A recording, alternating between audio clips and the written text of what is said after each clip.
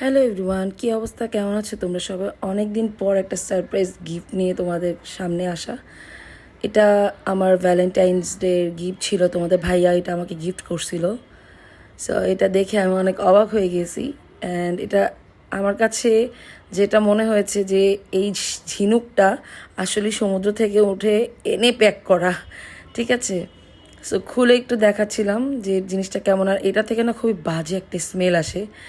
And সবাইকে একটা জিনিসই সতর্ক করব, কেউ ভুলে এটাকে খুলে খেয়ে ফেলবেন না রান্না করে, কারণ এটা খাওয়ার উপযোগ্য না।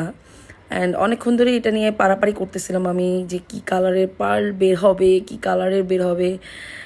আমার মানে ধৈর্যের বাঁধ ভেঙে যাচ্ছে। দ্বিতীয়ত আমার হাতের নৌকো ছোট, এটা নিয়ে অনেকক্ষণ পারাপারি করতে করতে করতে করতে মানে আমার অবস্থা খারাপ। তো ফাইনালি এটাকে আমি অনেক কষ্টে খুলতে পারছি।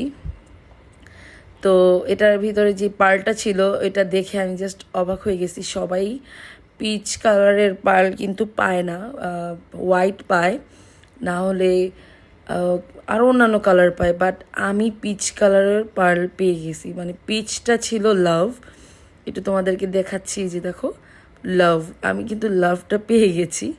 অ্যান্ড আমি অনেক হ্যাপি যে তোমাদের ভাইয়া এরকম একটা গিফট সারপ্রাইজ আমাকে দিছে। অ্যান্ড আমি কখনো কল্পনাও করিনি যে এরকম একটা গিফট আমিও পাবো। অ্যান্ড এটা খুবই ভালো, এখনও আমি পরে আছি। এটা খুবই ভালো, এটা তোমরা সবাই চাইলে কিনতে পারো, তোমাদের ভালোবাসার মানুষকে দিতে পারো।